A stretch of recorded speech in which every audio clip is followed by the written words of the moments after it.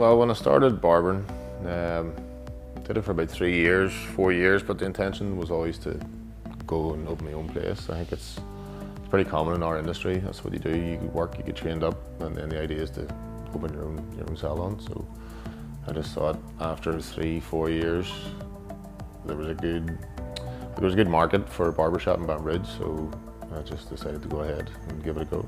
Recently now I have cut it back, so on the shop floor 50 to 52 hours a week, and then home maybe an hour each evening, just between doing books and organising appointments. But when we first opened, the average 65, 70 hour weeks for the first 5, 6 years, sometimes 80 hour weeks, but it's all good now. It's only 50 hours a week.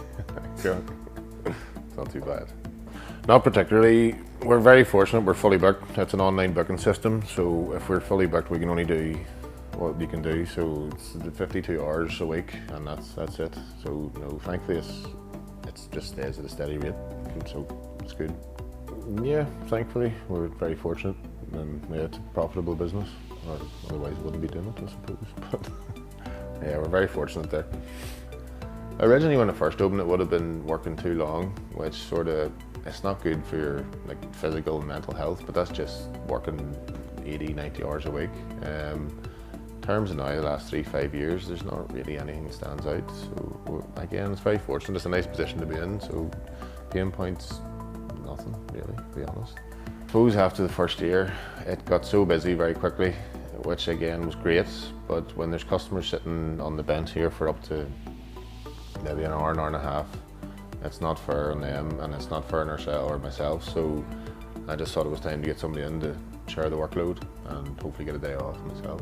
Advantages was trying to look after the customers, because you don't want customers sitting for an hour, 2 hours.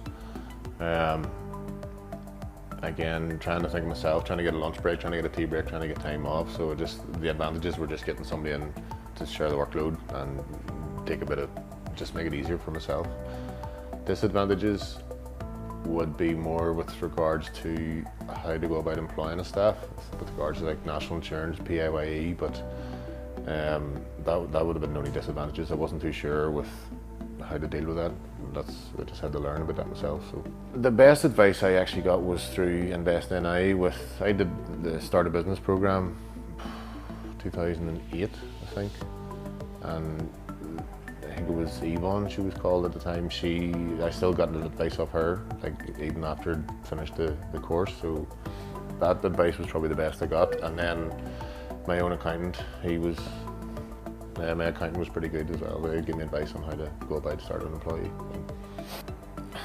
Having more knowledge myself on how to go about starting again with regards to PAYE, national insurance, all that, I wasn't 100% sure. So a bit more advice from the likes of the local job centre would have been a wee bit better, because I went down there to put in an advertisement, but I just feel I didn't get as much advice on what way to go about it, to be honest. So definitely probably do a bit more research and background of staff. The first few years we had a couple of people in, nice folk, but just didn't work out for whatever reasons. But if I